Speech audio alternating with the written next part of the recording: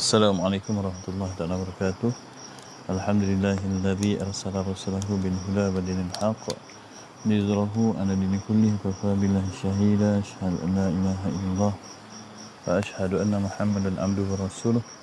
Allahumma shalli 'ala sayyidina Muhammadin 'abdika wa nabiyyika wa rasulika an-nabiyil ummi wa 'ala alihi wa sahbihi ajma'in. Rabbi shrah lana sadrana wa yassir lana amrana wa hlul 'uqdatam min lisanina yafqahu qawlana. Allahumma ta'alina hifdaka wa anshur alaina min khaza'in rahmatika ya arhamar rahimin. Allahumma ta'alina akmal kutub wa syrah suduruna kama syuruh.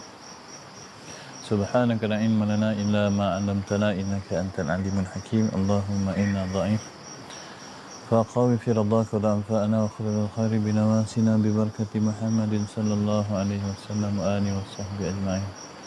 Allahumma 'allimna ma jahilna wa dhakkirna bima nusina wanfa'na bima 'allamtana wa zidna ilma. Allahumma rabba Jibril Mika'il Israfil fatiras samawati wal ard alimul ghaibi wasyahadah anta tahkumu baina ibadika fima kanu fihi yakhtalifun ihdini lima ikhtalafa fihi bi'idhnika innaka tahdi man tasya'u ila siratikal mustaqim. Alhamdulillahi rabbil alamin. Asyhadu an la ilaha illallah wa asyhadu anna Muhammadan 'abduhu wa rasuluh. Alhamdulillah, syukur kepada Allah Subhanahu Wa Taala, pagi ini masih diberi keizinan untuk kita bersama-sama dalam majlis ilmu. Semoga dengan majlis ilmu ni ada keberkatan dan ada rahmat yang diturunkan oleh Allah Subhanahu Wa Taala. Ahlan kepada sahabat-sahabat yang dah yang semangat untuk berkuliah pada pagi ini. Ada Puan Dayang, Muhammad Amirul Arif, Ismail Abu Bakar, Ismail Hanan, Zulkifli Adnan, Adam Syuri. Alhamdulillah. Waalaikumsalam kepada semua yang memberi salam. Tak sempat nak baca satu-satu kerana semakin hari kita punya viewers semakin ramai. Alhamdulillah. Waalaikumsalam warahmatullahi wabarakatuh. Zuriat Tajuddin. Baik, insyaAllah hari ini kita akan masuk kepada bab yang pertama, qada hajat.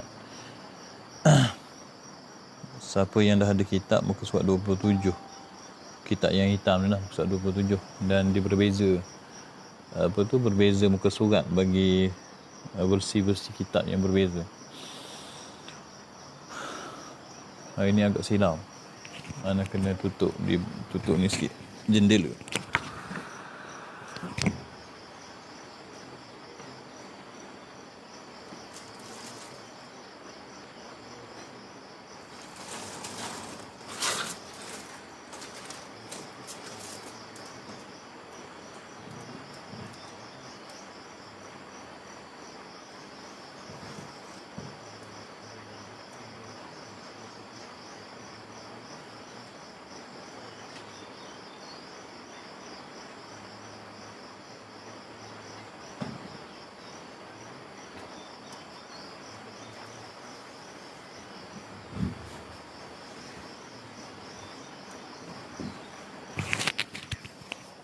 Waalaikumsalam kepada sahabat yang telah pun bersama kita. Ada Mudin Hamzah, ada Nur Suhailah, ada Muhammad Sabri, ada Ridwan Muhammad Rom, ada Puan Khatijah. Waalaikumsalam Zulkifli Adnan.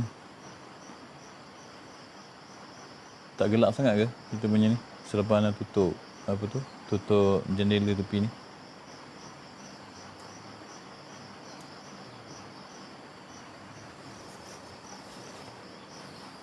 Ni biasanya sifat bila berpuasa ni, untuk hari-hari pertama tu Allah Ta'ala bagi sejuk untuk membiasakan diri dah masuk hari ni kita dah hari yang ke 10.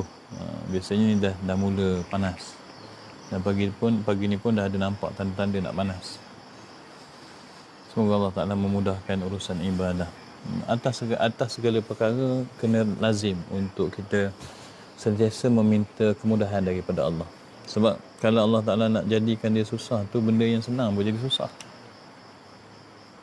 Benda yang senang, contoh nak cari kunci kereta pun jadi susah bila Allah Ta'ala jadikan satu perkara itu susah. Jadi lazimkan, semoga Allah Ta'ala memberi kemudahan. Semoga Allah Ta'ala memberikan kemudahan. Doa-doa begitu kena sering dilafazkan. Pertama, menunjukkan kita ni hamba. menunjukkan kita tidak berkuasa atas urusan tersebut. Yang kedua, menunjukkan kita punya penyerahan kepada Allah. Dalam hadis Nabi SAW, Nabi sebut ad-du'a'u huwal ibadah. Terima kasih. Tak gelap. Okey, tak gelap. Alhamdulillah. Terima kasih. Terima kasih pula. Apa tadi? Ad-du'a'u huwal ibadah. Anda kongsikan satu cerita dengan sahabat-sahabat. Sebelum kita belum kuliah lagi ni, kita cuma tunggu pukul 7.05 dan sementara pukul 7.05 tu mohon sahabat-sahabat untuk share, like link kuliah ni. Semoga dengan share dan like itu bertambah viewer kita, bertambah pahala kita, dan semoga kita mampu mencapai 1000 viewer. Masih jauh lagi daripada 1000 viewer ni. Semalam untuk peak hour tu kita dapat 300 viewer. Jadi ada lagi lebih kurang 700 nak cari. Cara-cari ni dia memang kena disebarkan. Semakin banyak disebarkan, semakin ramai orang akan join link. Sebab untuk hari semalam dan hari kemarin, ada je sahabat-sahabat yang duk komen, alhamdulillah baru jumpa link, baru tahu ada kuliah. InsyaAllah hari ni ataupun hari esok, Seri Tahfiz Al-Banna akan keluarkan satu poster yang akan dimasukkan dalam page, dan poster tu adalah poster pemberitahuan iklan tentang kuliah kita ni berlaku secara harian, kuliah berkitab. Jadi mohon sahabat-sahabat like dan share posting tersebut supaya dia sampai ke seluruh pelosok dunia. Seluruh pelosok dunia. Tapi kita punya medium penyampaian tetap bahasa Melayu lah. Jadi orang luar negara yang tak faham tu, kalau dia nak ikut, dia ikut. Baik. Sementara tunggu 7-5 minit ni, anda sebut tentang doa. Yang kalau sahabat dalam ni ada yang rajin berdoa. Dia sebut tentang doa. Semoga alhamdulillah. Ad-du'a huwal ibadah. Ada satu cerita tentang seorang sahabat. Sahabat ni meninggal dunia dah. Dia duduk di Kelang. Anda jumpa dia di Kelang. Dia meninggal dunia, ceritanya dia sesak nafas. Kemudian isteri dia nak hantar ke klinik, nak beli, nak check je, nak check. Ketika dia buka pintu kereta, dia duduk di belakang. Ketika dia buka pintu kereta, dia dah turunkan kaki dia, tiba-tiba dia kata Allah. Lepas sebut Allah, dia pun meninggal. Lepas sebutan nama Allah, dia meninggal. Sejarah dengan dia ni panjang. Ana duduk dengan dia lebih kurang hampir 5 tahun, sentiasa bertemu, bertukar pendapat. Dia orang yang sangat banyak bercakap dan selalu berkongsi pengalaman. Dia sejarah hidupnya sangat mengejutkan. Waktu mudanya dipenuhi dengan orang nakal. Dia dengan adik-beradik dia tak ada adik-beradik, dia kira berpatah arang. Dengan ayah kalau jumpa bertumbuk, dia mamak. Dia cuma patuh kepada ibu je. Waktu muda dia berpuasa, tapi dia berbuka dengan arak. Cuba bayangkan, berpuasa berbuka dengan arak. Ni dia cerita ni, pengalaman dia berubah jadi baik. Jadi cerita kenakalan tu sampai kita terkejut dengar.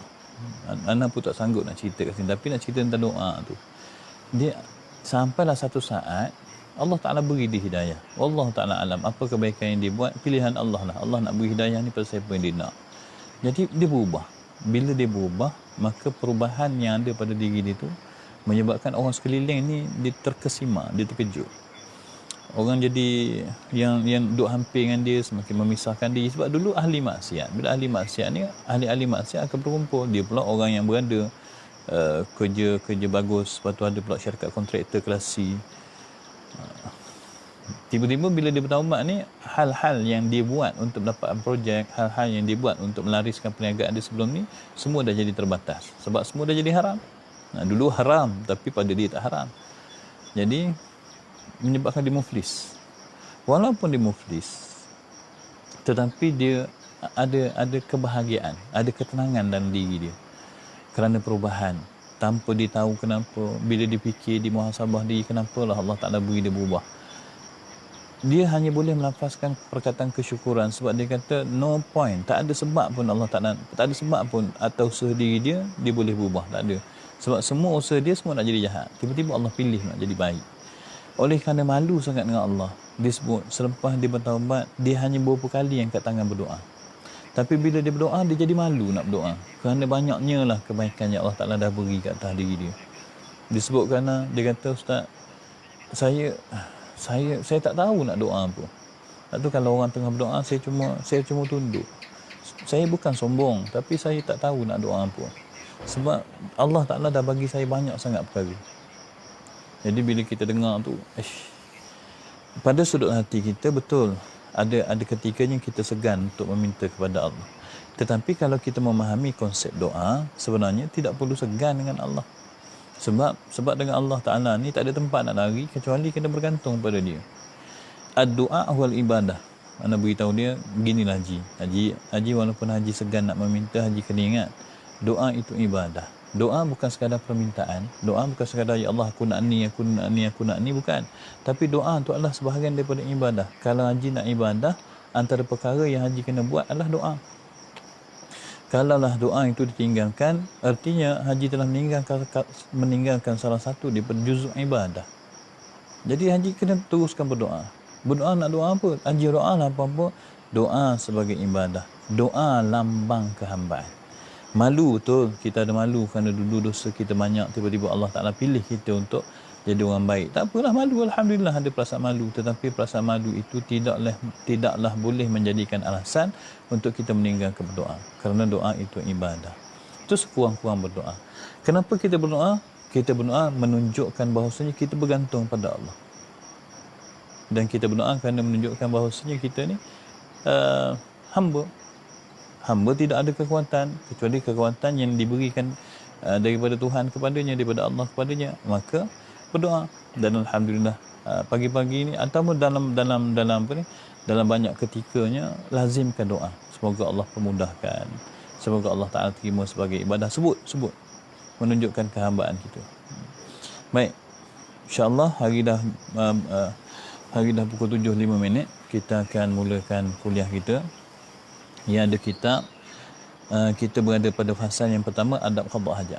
Waalaikumsalam warahmatullahi kepada yang memberi salam. Ana tak sempat nak jawab, semakin ramai yang memberi salam. Ada daripada Taman Mawar, ada sahabat-sahabat kenalan, ada sahabat-sahabat baru. Ramai dalam, alhamdulillah. Mohon sahabat-sahabat share, like dan share. Semoga kita mampu mencapai jumlah viewer yang lebih ramai. Sebenarnya ramai yang masih tak tahu, memang ramailah yang masih tak tahu tentang adanya kuliah berkitab pada pagi hari ini. Jadi kalau sahabat-sahabat bantu share, mungkin dia memberi manfaat kepada ramai orang yang nak mengaji berkitab. Alhamdulillah, kamar tasah. Baik, kita mulakan dah pukul 7.06 pagi. Qala musannifu rahimahullahu ta'ala wa nafa'ana wa iyyakum bi ulumihi fi daraini amin. Fasal yang pertama, qada hajat, muka surat 27, adab qada hajat. Baik, sebelum kita masuk kepada tajuk qada hajat, soalnya kenapa kita belajar qada hajat? Soalnya begitu. Sedangkan qada hajat ni tak belajar pun, orang tak ada agama pun reti nak buang hajat macam mana, dengan cara masing-masing lah. Baik, tujuan kita belajar qada hajat bukan belajar nak buang air kecil, bukan belajar nak buang air besar, tapi belajar buang air kecil dan air besar dalam keadaan beradab. Soalnya kenapa kena ada adab dalam membuat air kecil dan besar? Kita balik kepada asal pada kitab ni. Kitab ni Imam Ghazali rahimahullah ta'ala tulis kitab ni asasnya apabila dia melakukan kajian tentang konsep hidayah. Berkenaan dengan ayat yang Allah Ta'ala sebut dalam Quran, kata Allah, a'udzubillahi minasyaitonirrajim, walladzina ihtadaw zadahum huda wa atahum taqwahum. Mereka yang kami beri hidayah, maka kami akan tambah hidayah kepada mereka dan kami akan kurniakan mereka ketakwaan. Ayat ni menunjukkan seolah-olahnya orang yang diberi hidayah, automatik hidayah akan bertambah, maka dia akan dapat ketakwaan. Seolah-olahnya begitu. Tapi kalau dilihat pada realitinya, ramai orang yang ada hidayah, tetapi tak semua akan bertambah hidayah. Ada orang yang ada hidayah, kemudian hidayahnya bertambah mendapatkan ketakwaan.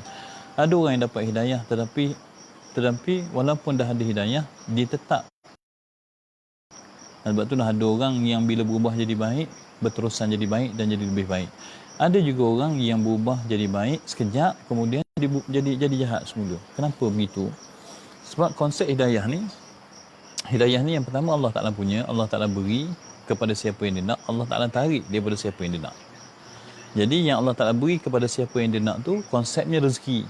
Bila rezeki Allah Ta'ala beri, tetapi pada pihak kita kena ada usaha. Bila Allah Ta'ala tarik, Allah Ta'ala tidak akan menarik tanpa sebab. Allah Ta'ala tarik dengan ada sebab. Jadi bila seseorang tu dapat hidayah, sama ada dengan pilihan Allah ataupun atas usaha dirinya, akhirnya pilihan Allah Ta'ala juga. Bila dia dapat hidayah, maka ada tanggungjawab dia untuk memastikan hidayah tu kekal. Dia tak boleh, okey aku dapat hidayah, okey dah jadi baik. Dia ada perkara yang dia kena buat untuk jaga hidayah. Macam kita dapat rezeki, kalau kita tak jaga rezeki tu akan hilang. Kita dapat rezeki, dapat kerja, kemudian kita kerja main-main, hilang. Sebab itu konsep rezeki, kena jaga. Hidayah juga konsepnya sama dengan konsep rezeki. Bila telah diberi, kena jaga. Bagaimana nak jaga supaya hidayah tu tidak ditarik semula oleh Allah? Ada 4 tanggungjawab, kata Imam Ghazali. Yang pertama, sempurnakan ibadah yang zahir. Yang kedua, jauhi maksiat yang zahir. Yang ketiga, jauhi maksiat batin. Yang keempat, sempurnakan ibadah yang batin. 4 perkara ni adalah tanggungjawab yang perlu dilakukan oleh manusia, oleh orang beriman yang mempunyai hidayah. Inilah usaha yang yang membolehkan hidayah tu dikekalkan oleh Allah kepada diri orang mukmin tersebut. Jadi apabila kita kata 4 perkara ni, maka 4 perkara ni menjadi core business kitab ni. Kitab ni difokus kepada 4 perkara ni. Ibadah zahir,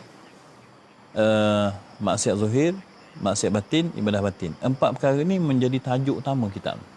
Dalam 4 perkara ni, kita sedang fokus kepada perkara yang pertama, iaitu taat yang zahir. Taat yang zahir ni, ibadah zahir dengan maksiat zahir lah.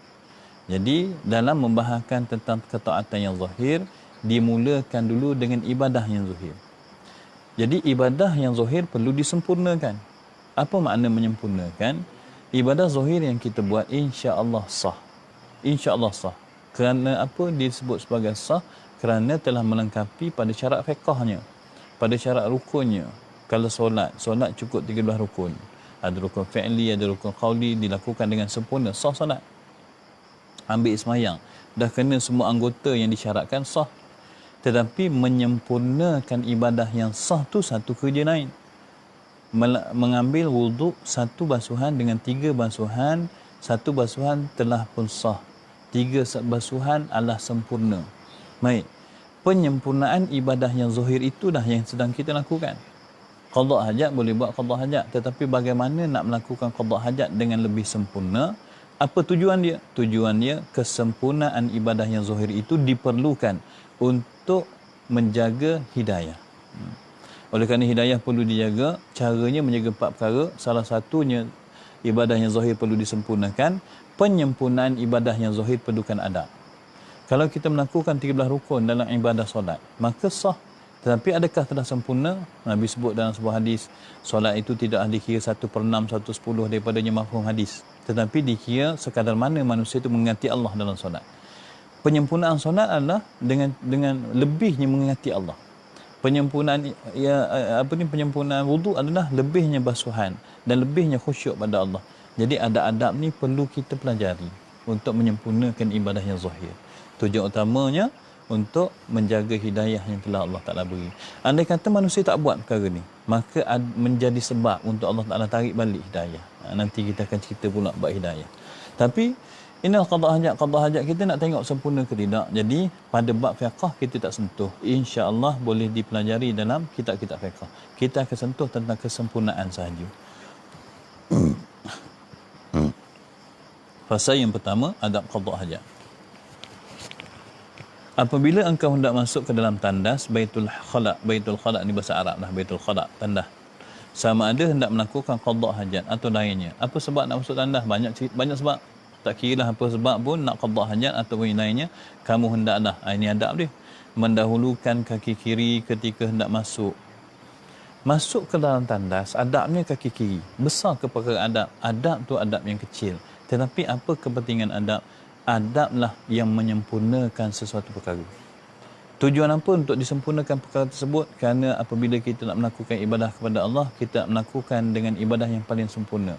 Kenapa? penyempurnaan ibadah adalah tanggungjawab untuk menjaga hidayah. Anda yang kata kita masih bersifat mengambil mudah terhadap semua perkara, walaupun perkara itu kecil, masuk tanda kaki kiri, apalah sangat. Kalau kita melihat perkara-perkara begitu kecil, maka sebenarnya kita tidak menjalankan penyempurnaan. Apabila penyempurnaan itu tidak dilakukan, maka jadi sebab untuk Allah Ta'ala tarik hidayah. Bimbang bila Allah tarik hidayah ni, gelaplah hati. Gelap hati ni tak jumpa jalan akhirat dah. Jadi masuk tandas kaki kiri. Simple. Buat je lah. Bagi orang yang tidak memberi penekanan terhadap konsep masuk tandas kaki kiri ni, dia tak akan mikir bila masuk tandas, dia masuk je. Jadi lepas hajat dia. Selesai. Tetapi pada sudut penyempurnaannya tidak selesai. Bila tidak selesai, maka ada kecacatan pada sudut dia nak jaga hidayah. Yang tu dibembangi.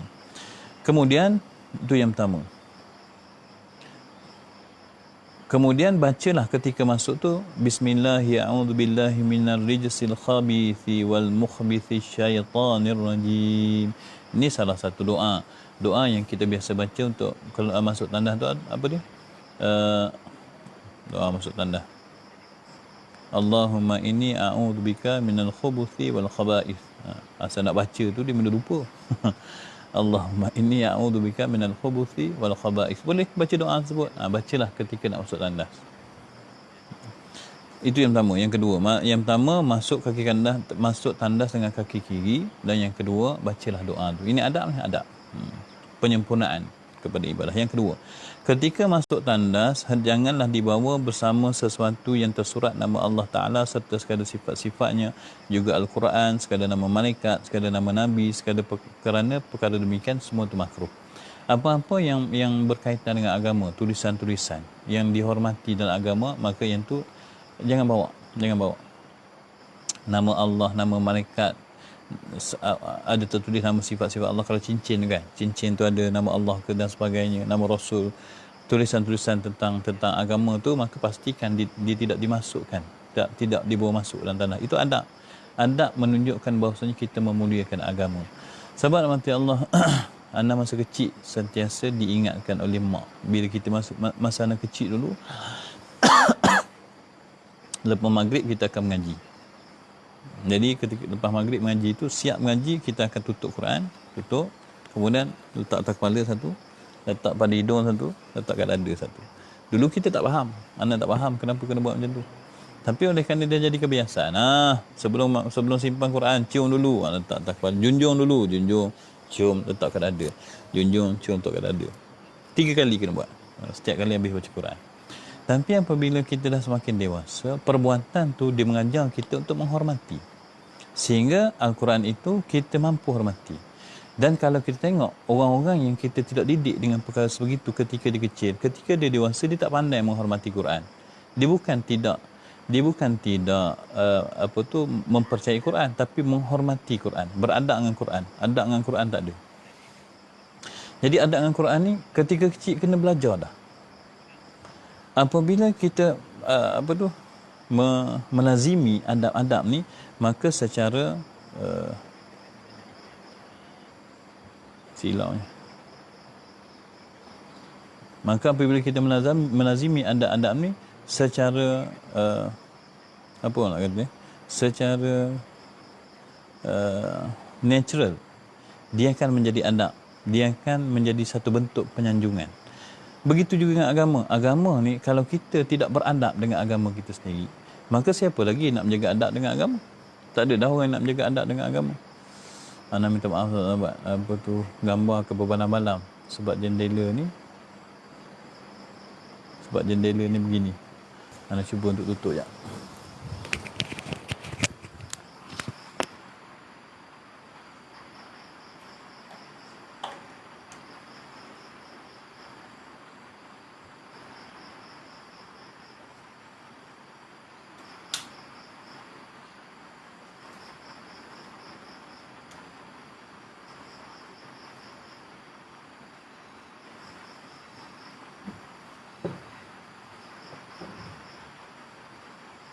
Gambar anak tak balang-balang.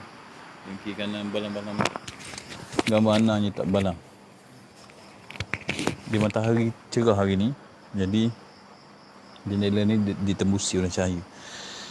Baik, kalau kita tidak beradab, sedangkan agama mengajar adab, maka siapa lagi nak jaga adab? Orang yang beriman itulah yang perlu menjaga adab dengan agama mereka. Qada hajat, ada adab dalam agama. Kalau kita tak menjaga adab mengikut saranan agama, siapa nak jaga? Adab ni dicipta untuk siapa? Adab ni dicipta untuk orang yang beriman kepada Allah Subhanahu Wa Taala. Maka apabila seorang itu beriman kepada Allah, dialah orang yang menjaga adab.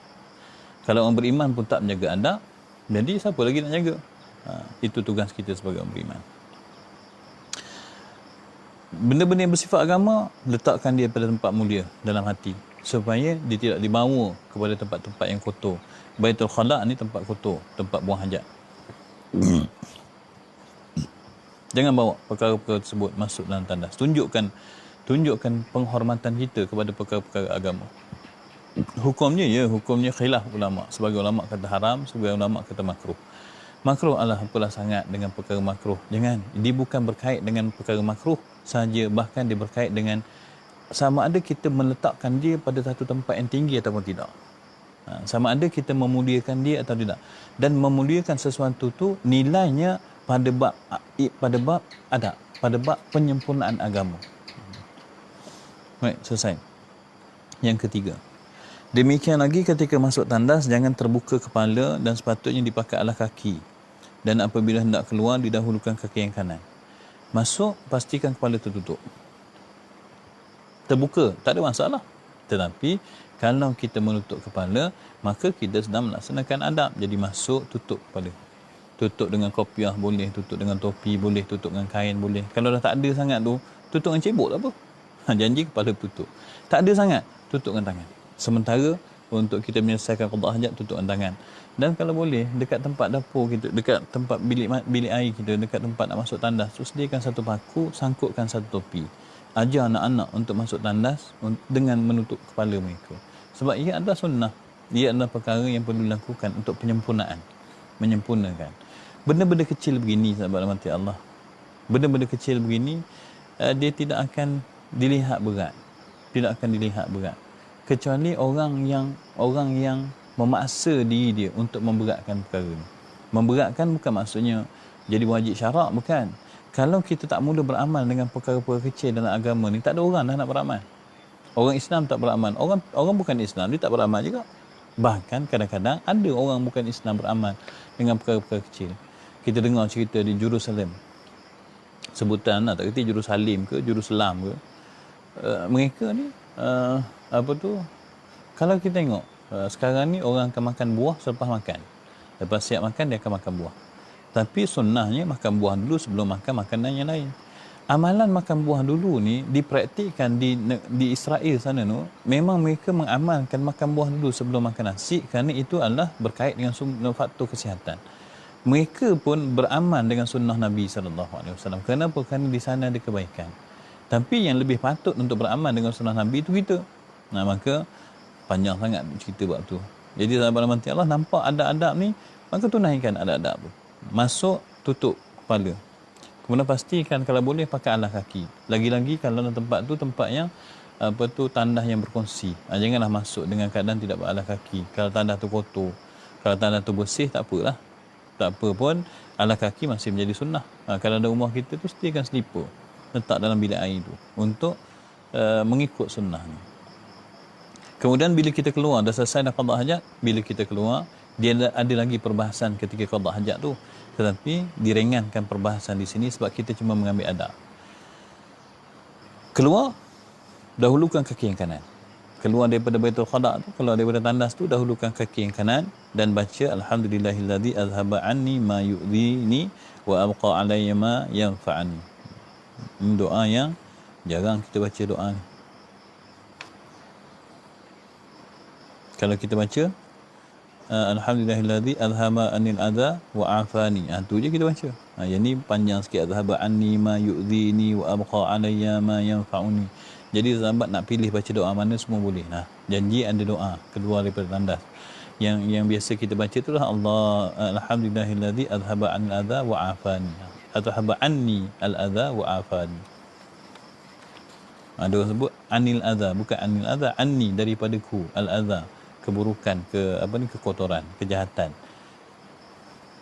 Itu yang ketiga. Keluar pastikan baca doa. Dan sewajarnya disediakan air atau batu. Sekarang mungkin kertas tisu lebih sesuai pada setengah tempat sebelum melakukan qada hajat, dan jangan istinja dengan air pada tempat qada hajat, melainkan tempat itu sediakan untuk qada hajat. Yang tidak ada masalah sangat, sebab sekarang ni kalau di Malaysia tu tempat qada hajat tu memang disediakan dengan air. Jadi kita dah tak ada masalah. Tetapi kalau kita nak lebih menepati sunnah, maka qada hajat tu berlaku dengan dua cara. Yang pertama, gunakan batu dululah. Sekarang kita boleh gunakan tisu, lepas siap guna tisu baru basuh dengan air. Yang itu adalah penyempurnaan qada hajat kalau mampu buat macam tu. Kalau kita ada pilihan nak guna batu ataupun tisu, sama ada perkara tersebut ataupun air, maka lebih baik digunakan air. Sebab dia diyakini lebih bersih. Nak pula kita ni di Malaysia ni jarang guna tisu. Jadi tak selesa. Kita pun jadi wah-wah sebab kita bukan ahli. Yang kelima, dan sunat melawaskan istibrak selepas kencing, kemih dengan berdehem-dehem dan melalukan jari tangan di bawah zakar. Zakar kita tu dilalukan jari tangan di bawah ni. Ataupun berdehem. Berdehem tu yang biasa dibuat lah. Istibrak. Dan kata Syekh Ibn Hajar Al-Haytami yang dirahmati Allah Ta'ala di dalam kitab Al-Minhaj Al-Qawim dengan kata-kata yang berikut. Lakin ihtara jam'un wujubahu.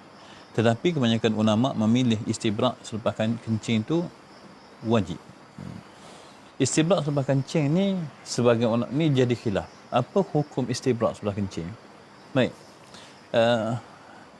Kemungkinan perkara ni dia sangat diambil sambil lewa, sehingga kan dia tidak menjadi berat pada kita. Istibrak selepas kencing, berdehem salah satu daripadanya. Melalukan tangan, jari di bawah zakar salah satu daripadanya. Kadang-kadang sebahagian orang menggoyangkan pahanya untuk memastikan air kencing tu keluar semuanya. Yang tu juga salah satu daripadanya. Teknik-teknik yang telah pun dipelajari untuk memastikan semua najis ringan tu keluar, semua buang air kecil tu keluar. Sebenarnya perkara tu menjadi khilaf antara sunat atau wajib. Bila ada setengah ulama kata wajib, sebenarnya dia diberhenti sebab dia berkait dengan hadis Nabi SAW tentang siksa kubur. Dalam sebuah hadis Nabi, satu hari Nabi SAW jalan dengan sahabat-sahabat sampai di satu tempat. Kemudian bertemu dengan dua kubur. Nabi potong pohon kurma, Nabi belah pohon kurma tersebut, pohon tamar tersebut, Nabi cucukkan pohon tamar tersebut ke atas dua kubur. Jadi sahabat tanya, kenapa ya Rasulullah? Nabi kata, selagi mana pokok ni hidup, maka dia akan memberi kebaikan kepada orang yang mati ni. Kamu tahu tak mereka ni dosa dengan dosa mereka ni sedang diazab dengan dosa. Satu ni dengan dosa mengguncing, mengumpat. Satu dosa kerana berkaitan dengan buang air yang tidak sempurna, istibrak. Jadi istibrak ni dihukumkan sebagai hukum yang agak berat. Maka sebagai ulama dia kata lakin ihtara jam'un wujubahu. Tetapi kebanyakan ulama memilih wajib istibrak selepas kencing. Kebanyakan ulama memilih istibrak ni hukumnya wajib. Ada ulama kata sunat, kebanyakannya kata wajib. Wa biwujubihi qalahu al-qadi wal baghawi wa jara alaihi an-nawawi fi syarh muslimin liqaulihi sallallahu alaihi wasallam tanazzahu minal bawli fa inna amata adzabil qabri minhu. Qadi Husain dan Baghawi yang dirahmati Allah kedua-duanya mengatakan wajib istibrak. Demikian juga yang dijalani oleh Imam Nawawi yang dirahmati Allah juga mewajibkan istibrak. Kenapa mereka mewajibkan istibrak? Kerana sabda Nabi SAW, sucikanlah daripada kencing, yakni istibrak. Tanazzahu, perintah. Apabila sesuatu perkara tu disampaikan dengan cara amar. Al-amru lil wujub. Amar ni asalnya bila diperintah maka hukumnya diwajib. Itu dalam kaedah usul fiqh. Jadi ini perintah tanazzahu. sucikanlah daripada kencing selepas istibra', yakni istibra' selepas kencing itu, kerana kebanyakan seksa kubur itu berpunca daripada tiada istibra' kencingnya.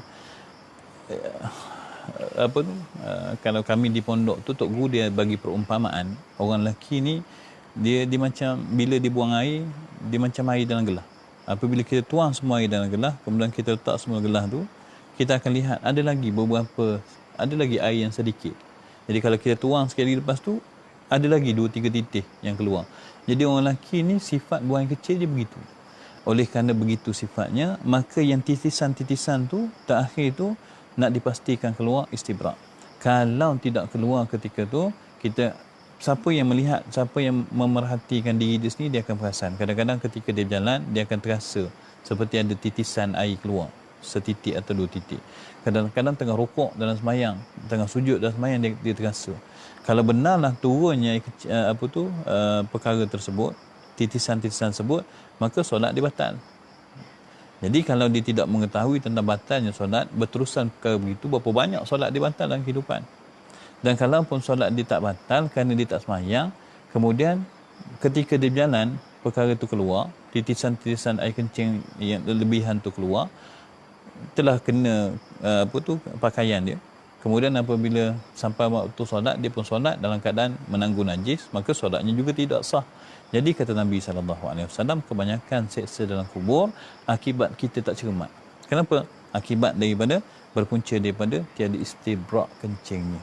Tiada memastikan lebihan-lebihan air kencing tu dibuang secara sepenuhnya. Itu adab yang membawa kepada sah tidak sah ibadah. Penyempurnaan. Kalau perkara itu tidak dilihat berat, maka kemungkinan ada banyak ibadah-ibadah yang telah pun tidak sah di sisi syarak kerana menanggung najis. Itu yang kelima. Dan yang keenam, dan jangan membuka aurat sebelum sampai ke tempat duduk bagi qada hajat itu.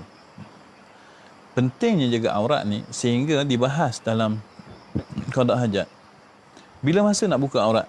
Bila masa nak buka aurat tidak boleh dibuka. Tidak boleh bukan dengan mana haram, sebab kita duduk seorang-seorang. Hukumnya makruh aja.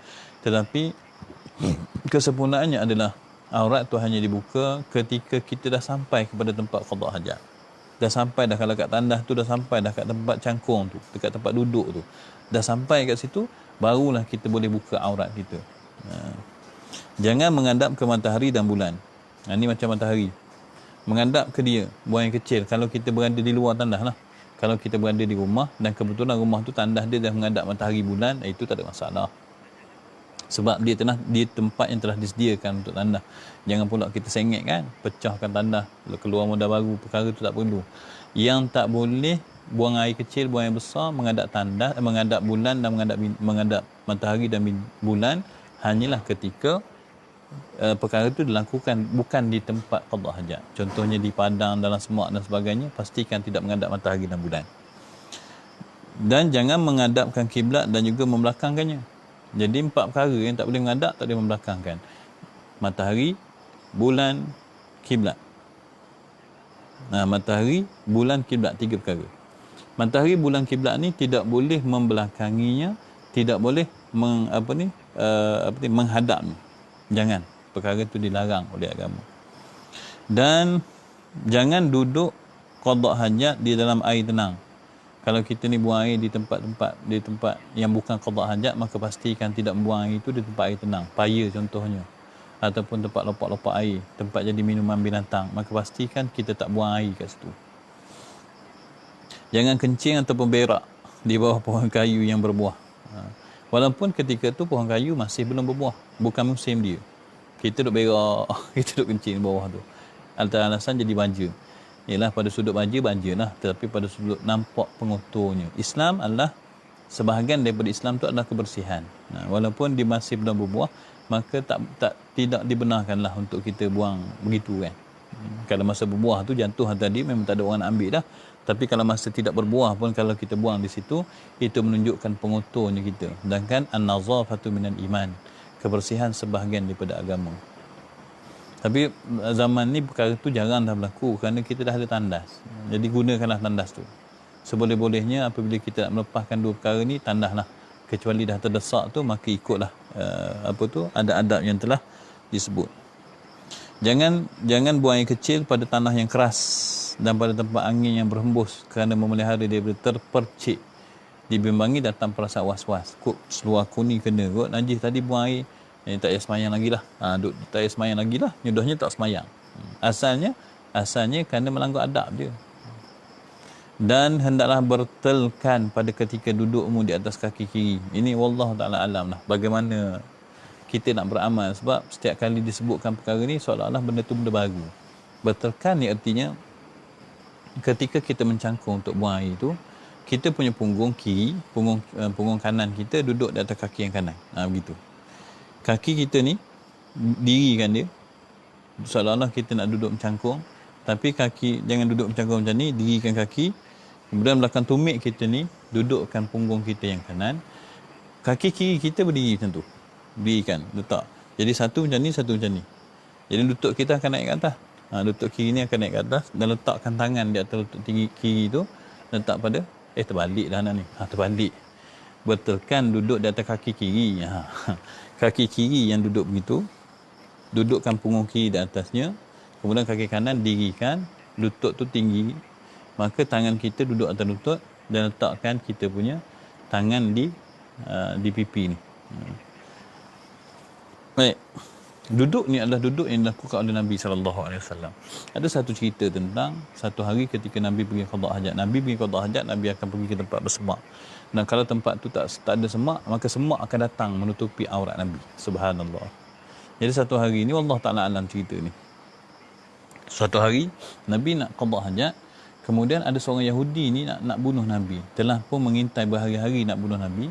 Jadi dia tahu tempat Nabi qada hajat tu, dia panjat atas pokok. Sebab tempat Nabi qada hajat tu ada pokok. Dia duduk atas satu dahan dengan tali nak jerut leher Nabi. Nabi ni apabila duduk buang air, dia akan duduk macam tu lah. Punggung kiri di atas tumit kiri. Kemudian kaki kanan ditegakkan. Jadi atas lututnya dia letakkan tangan kanan, letakkan sini.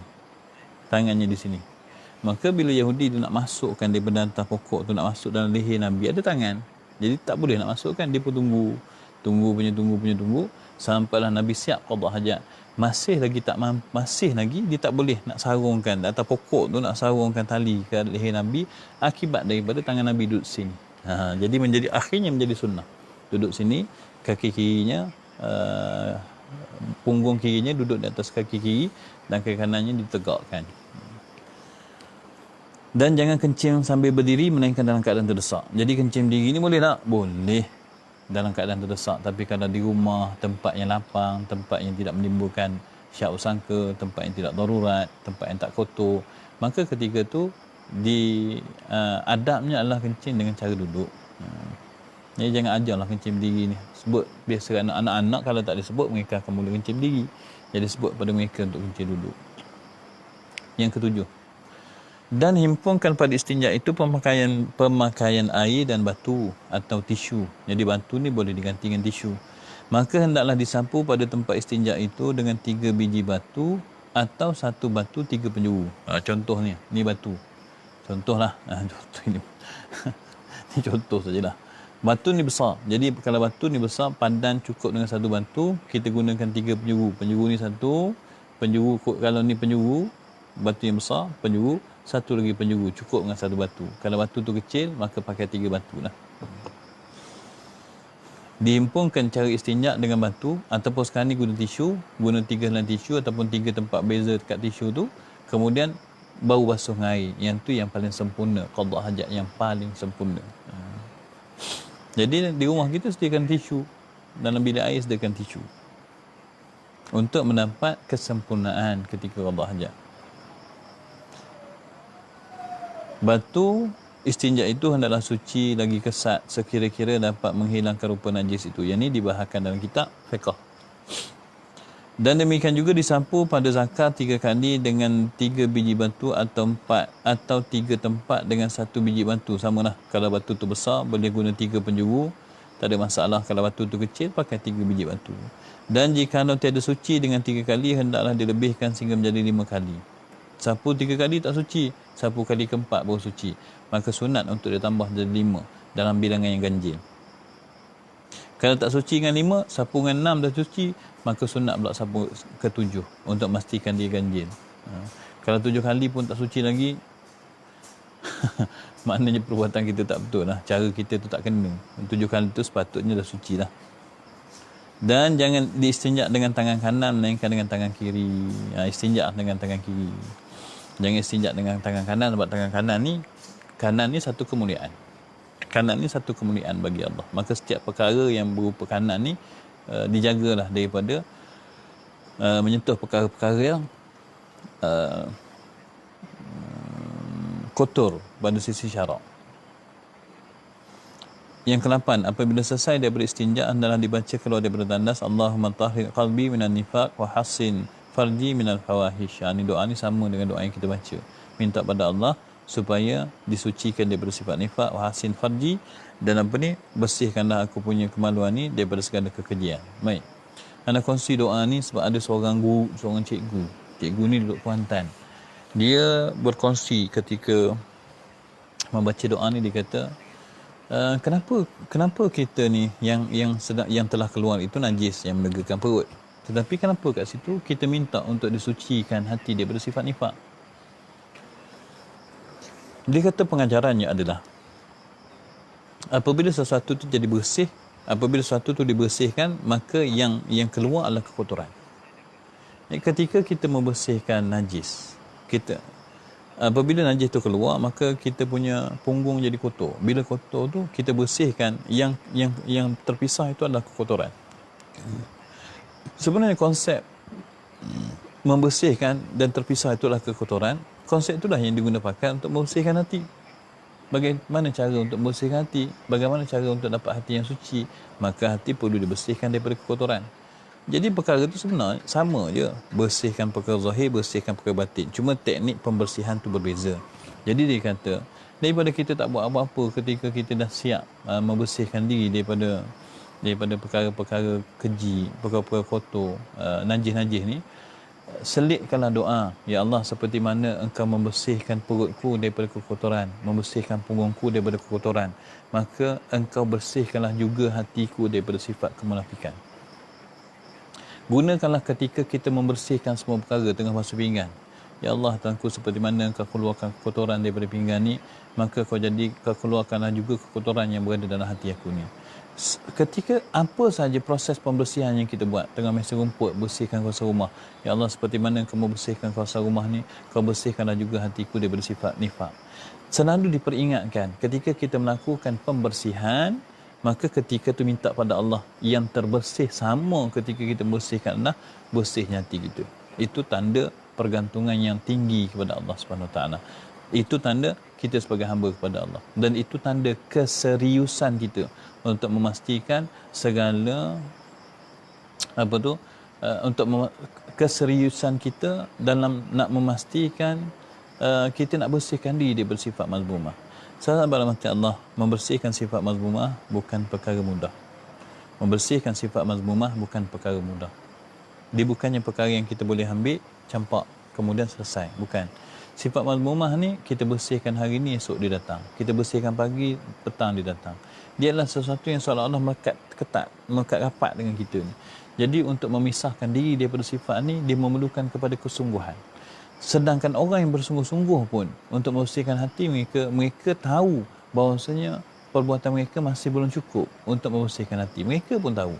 Bagaimana pula dengan orang yang tak pernah serius untuk membersihkan hati. Pada mereka kerja-kerja hati ni kerja-kerja yang tak perlu untuk dilihat sebagai berat. Padahal kita tahu riak tu haram gitu begini, tapi tidak meneliti, sehingga kan apabila mereka tidak meneliti, maka sifat-sifat mazmumah tersebut ada dalam diri mereka tanpa mereka sedari. Jadi tunjukkan kesungguhan kepada Allah yang kita memang nak buang sifat-sifat mazmumah kita. Ketika buang qada hajat sekalipun, minta pada Allah disucikan daripada sifat-sifat mazmumah. Itu yang ke-8. Yang ke-9, dan gosokkan tanganmu selepas istinja itu ke bumi atau pada sesuatu, kemudian basuhkannya. dah siap qada hajat, maka basuhlah. Macam kita sekarang ada sabun, pakailah sabun. Pakai sabun, basuh untuk memastikan kita ni bersih daripada kuman-kuman. Baik, selesai tentang qada hajat, dan insya-Allah itulah sahaja kuliah pada pagi ini. Dan sahabat-sahabat cuba tengok betapa Islam menyusun perkara sekecil-kecil itu untuk memastikan perkara yang berlaku selepas tu adalah ibadah. Sebab ini kita tengah mengaji tentang jadual ni. Asal semalam kita mengaji tentang bangun sebelum fajar, bangun sebelum terbit fajar, bangun sebelum masuk subuh. Apa kena buat? Yang pertama, detikkan dalam hati Allah. Yang kedua, detikkan pada mulutnya Allah dengan cara baca doa. Biasanya bila kita bangun tidur, kita akan pakai baju. Pakai baju tu pastikan niatnya kerana Allah nak tutup aurat. Jangan sekali-kali memakai baju tu, maka pakaian untuk dilihat oleh manusia. Dia ni walaupun kita melakukannya dan kita lakukannya menjadikan aurat tu tertutup, tetapi oleh kerana niatnya untuk manusia jadi riak, maka haram. Kemudian dah siap pakai baju dan segalanya, sekarang ni kita nak pergi ke tandah pula ni. Ni duk masuk qada hajat ni. Biasa sebelah pagi ni urusan dengan tandah tu biasa dah. Jadi dia sebut tentang qada hajat. Nanti dia akan sebut tentang lepas qada hajat wuduk. Qada hajat wuduk, lepas wuduk tu kok kalau yang perlu kepada mandi wajib, dia sebut tentang mandi wajib, sebut tentang tayamum. Kita kena baca dulu bab tu. Sebab pada setiap perkara qada hajat, wuduk, tayamum, mandi wajib, perkara ni ada perkara yang peringkat kalau kita buat sah, ada perkara yang kalau kita tambah dia jadi sempurna, dan kita nak kepada kesempurnaan tersebut kerana dengan kesempurnaan itulah jalan untuk menjaga hidayah yang Allah Ta'ala dah beri pada kita ni. Andai kata satu hari nanti Allah Ta'ala tarik hidayah, maka gelaplah hati manusia walaupun mereka telah beriman kepada Allah selama puluhan tahun. Bila Allah tarik hidayah, hilang kemanisan ibadah, hilang kehendak untuk melakukan kebaikan, hilang nak cari akhirat, hilang, dihilang mereka. Hatinya cuma terkait dengan dunia. Dia tak peduli dah kerja ahli akhirat. Bahaya. Orang yang ditarik oleh Allah hidayah ni bahaya. Jadi mohon pada Allah supaya